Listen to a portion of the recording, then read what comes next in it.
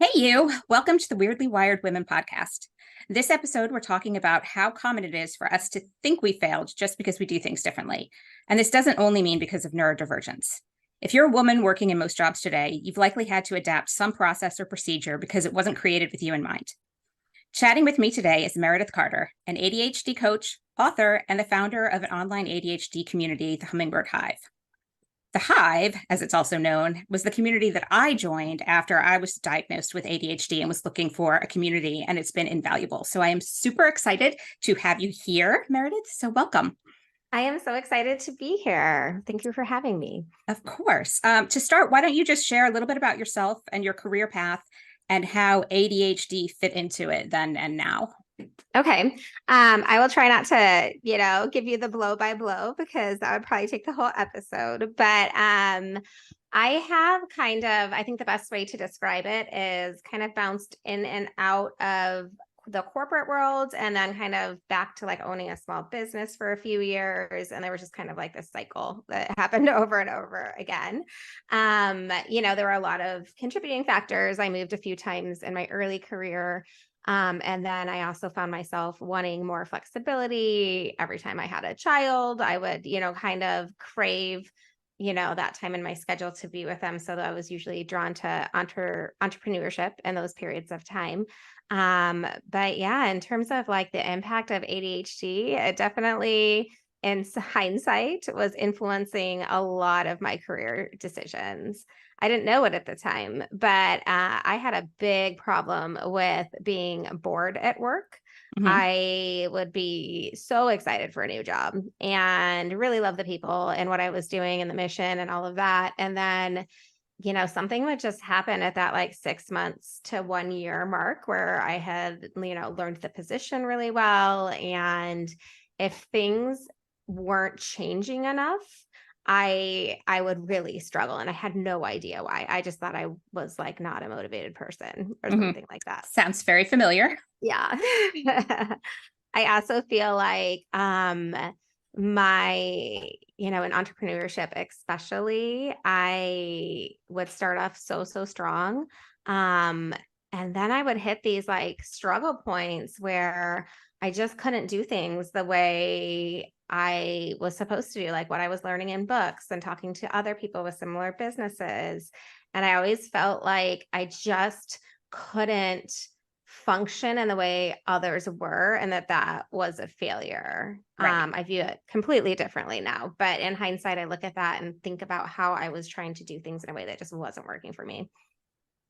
Yeah, I think that so you were obviously diagnosed later in life. Yes. And I think that, so I was as well. And that hindsight now looking back, you're like, oh, had I only known, like I would have been so much less hard on myself. Exactly. Yeah. Yeah. It was hard to see. I had a lot of successes. I was usually like well liked at work. I would get promoted. I did well enough in my businesses. I was proud of that. But like, then when you hit that point where things are no longer working and you're doing things the way others are telling you to do them and you get burned out or whatever is influencing it, it's hard for us to see past that and not count all of those experiences as just a fail instead of seeing the education and growth that was happening. Right. And when you had your successes, you were coming at them, you were creating your own approach. Like it wasn't in a book. And so it feels like you're doing this like renegade thing, or you're just lucky, or, this isn't the way I'm supposed to do it. And so I imagine that then when you got bored, you're like, oh, it's just because I'm not cut out for this. I don't have that. I'm not like I didn't follow the rules that, these people are saying. If I followed the rules, then I would still want to do this. Exactly. Yeah. I did not understand what was going on. I felt like I had pretty good awareness of my patterns, but I had no idea like how to change them or how to approach it differently. And so, how has that changed since you've been diagnosed? Like, what has that so you were diagnosed and then you became an ADHD coach, or were you studying to be an ADHD coach and then you realized you had it? It's complicated, right? Yeah. So my daughter was diagnosed many years ago now. And prior to that, there was other things that like, I suspected for her for a long time. When she was diagnosed, I mean, I knew almost immediately that it was me too, Mhm. but I had to fight so hard to get her diagnosed. And I am terrible at navigating the medical Oh, system. And I can do it for my kids, but it's really hard for me. It's a long story, but all the executive function involved in getting her through that process. And then kind of having to like, once we had that solid diagnosis for her, like advocating in the school system, I felt like that was like draining all of my capacity to even care to approach a diagnosis for right. myself.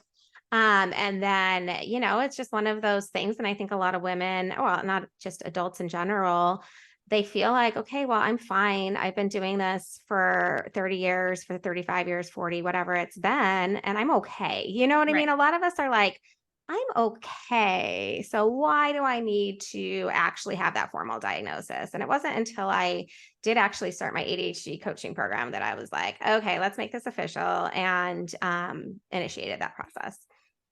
And then, how did the Hive come about? Was that after you did coaching for a little while, you realized you wanted to make a community, or Yeah, that's exactly kind of how it happened. I started coaching one-on-one. Most coaches work on right? one-on-one first. I did that for about 18 months. In that process, I started doing some small group coaching and things like that. And some of my corporate jobs, I was in training and employee development. So I was like facilitating a lot and doing workshops. And that was something I really loved about working in the corporate world. That's where I felt like I shined. I Hmm. also I knew I had a talent for connecting people and creating community. So one of my small business had been a boot camp for new moms. So they would bring their babies in a stroller and they were there for the workout, but they were really there for the community. And Right. I felt like I was especially talented, and I had recognized through that role that that was a strength of mine. So when I started coaching and even doing one-on-one or small group coaching, I realized that there was like, when those programs would end, or it was like the coaching relationship was kind of transitioning, the person didn't need that one-on-one support quite as much anymore. I felt like people needed a place to land. I Right. also felt like people they don't just need me, they need like a community of people to learn from, because I only have my experience. And I just wanted to also offer something that was at a more accessible price point than one-on-one coaching or small group coaching. Right. Well, and that's so true. It's not only, I mean, I think people assume if you're not knowledgeable about ADHD, and if you don't have it or know someone who does, why would you be, that it all presents the same and everybody has the same issues and they're just hyper and they can't sit down, and Yeah. but it presents so differently and it seems to change. Mhm. And for women, it changes cyclically, which is also fun. And Yeah.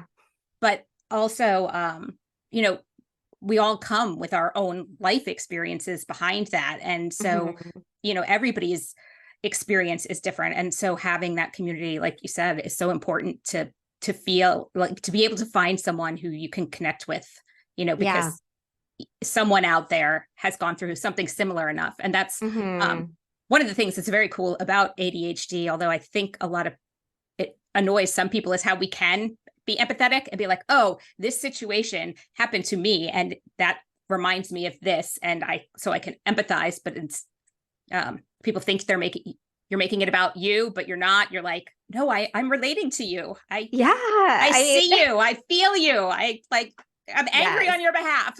Exactly. And it's so funny that you say that, because I've done that my whole life. Like, I am a storyteller. I always have a story to go with everything. I think that's how a lot of us you know, we can make sense of things by like taking that creative piece and turning it into like a narrative, right? Right. And so I always have a story to relate to some people. And I thought it was great. And I thought people liked that until like the internet started having all these memes and like things about how we shouldn't be doing that. And I was like, oh, I didn't even realize, like, that's something I never masked before, and then it's true. Some people you do, I think it is a fine line. Like, some people will perceive that as like taking the spotlight or something Right. like that. But I love that I can go into a meeting in the Hive, and we all do that. And we're all appreciating that about Right. each other. We're like, oh, I'm not alone. We're not thinking, okay, this person is making it about them. It's just kind of like, it's great to have a space where we don't have to like self monitor the behaviors we have that others might perceive in a way that's not its intent, right? Like it's just Right. nice to like know you can go in there and like lose your train of thought or go on a tangent and people aren't going to be like, oh, she's all over the place. That's just Right. like how we all talk in there, you know? Or, you interrupt, or Yes. because I go to some of those group events. What is also funny is we are all unmasked and get to be ourselves, but we still have a little bit of that, like, oh, I'm sorry, like that, Mhm. and you're like, oh, it's ADHD, and everyone's like, yeah, we all know, like it's Yeah, not. like we all know that we have Yeah, we ADHD don't. in this room. Yeah, we don't. Like you don't have to apologize. We get it. Yeah, Which is we're so just conditioned, I think, from so many years of having to mask, especially if we've been in like, certain spaces and spent a lot of time there that right. it's hard to fully like let go of that.